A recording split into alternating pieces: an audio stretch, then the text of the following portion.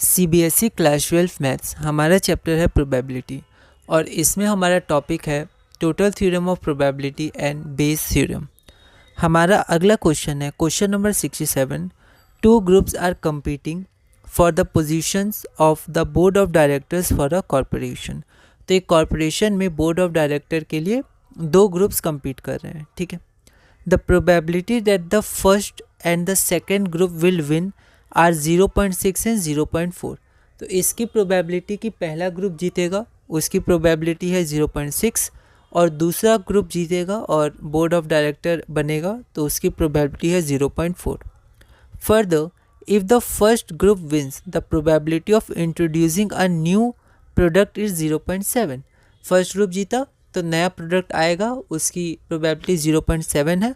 और अगर दूसरा ग्रुप जीता तो 0.3 प्रोबेबिलिटी है कि नया प्रोडक्ट आएगा। Find the probability that the new product is introduced by the second group. तो न्यू प्रोडक्ट आ गया है और हमें प्रोबेबिलिटी निकालनी है कि वो सेकेंड ग्रुप के द्वारा लाया गया। यह क्वेश्चन CBSE 2018 में 4 मार्क्स का। आप अच्छे से लैंग्वेज पढ़िएगा इन क्वेश्चंस के, फिर इवेंट डिसाइड करिएगा और इसमें आगे बढ़िएगा। 2018 में 4 मार्क्स का पूछा गया था। एक बार आप इस क्वेश्चन को ट्राई करिए, फिर हम लोग आगे बढ़ते हैं। तो यहाँ पर हम लोग इवेंट डिसाइड करते हैं। पहले E1 E2 है ना।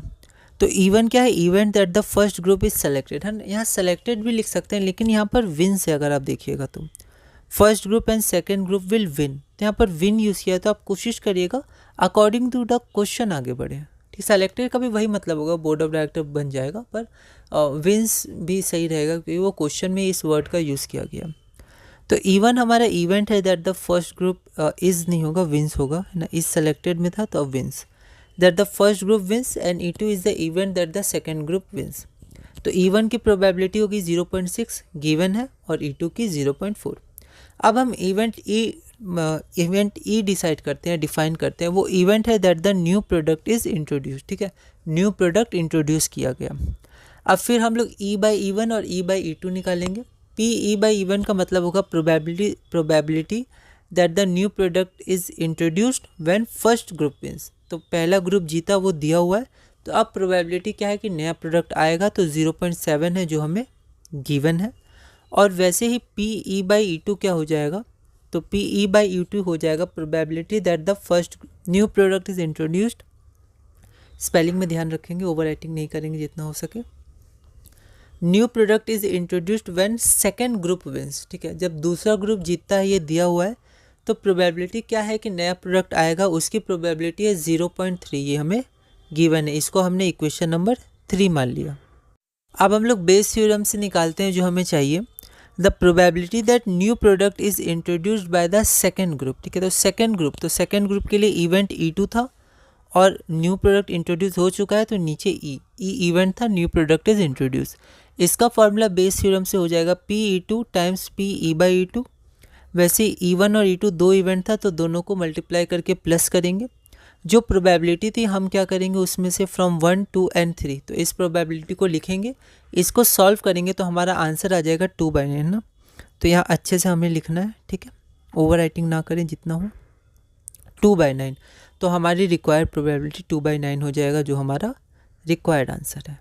ठीक है, अगला क्वेश्चन है हमारा question number 68। In a shop X, एक हमारे पास शॉप X है, 30 tins of ghee of type A। तो टाइप A का घी है, उसके 30 टिन्स हैं, और टाइप B का घी है, उसके 40 टिन्स है। तो शॉप X में 30 टिन्स हैं टाइप A के घी के और 40 टिन्स हैं टाइप B के घी के।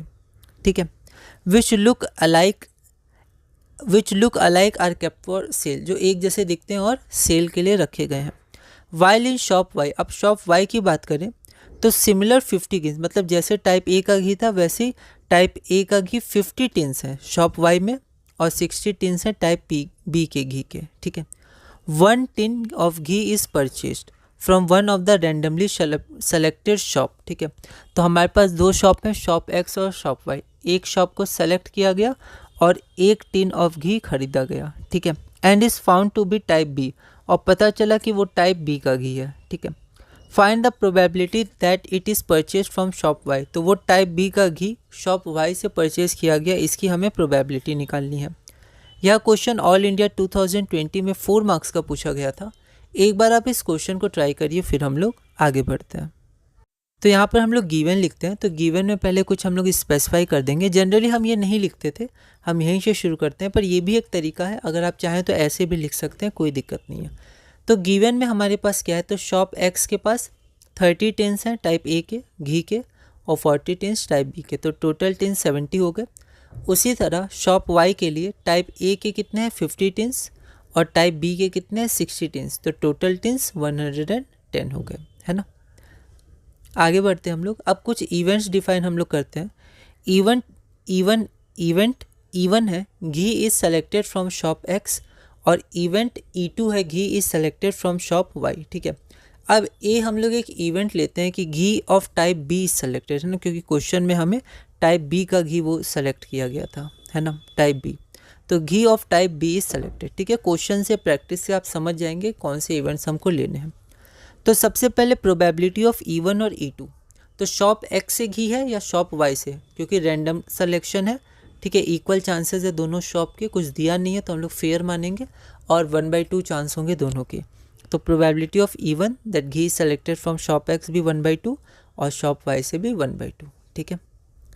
अब probability of A by E1, इसका मतलब क्या हुआ कि प्रोबेबिलिटी दैट टाइप बी घी, ए क्या था टाइप बी घी को सेलेक्ट किया गया और नीचे E1 है, मतलब शॉप एक्स को सेलेक्ट किया गया है, ठीक है। तो पी ए बाई E1 आपका हो गया probability that type B ghee is purchase from shop X, ठीक है। तो अब एक्स में शॉप एक्स में टाइप बी के घी कितने थे, तो 40 थे, तो फेवरेबल आउटकम्स 40, टोटल 70, तो 40/70 मतलब 4/7, इक्वेशन 2।